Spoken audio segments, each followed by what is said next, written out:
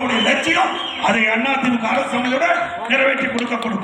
அதேபோல அதிமுக அமைஞ்ச பிறகு ஒவ்வொரு தீபாவளி என்றும் நம்முடைய தாய்மார்களுக்கும் நம்முடைய சகோதரிகளுக்கும் அற்புதமான சேவை வழங்கப்படும்.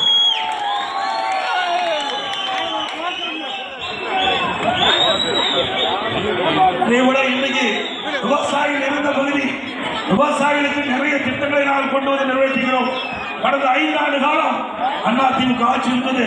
அந்த காலகட்டத்தில் 2 முறை விவசாயிகள் தங்கள் பகுதியிலே தொடக்க வேளாண் கூட்டுறவு கடன் சங்கத்திலே வாங்கி பயிர்கடன் தள்ளுபடி செய்தார்கள். 2 முறை தள்ளுபடி செய்தார்கள்.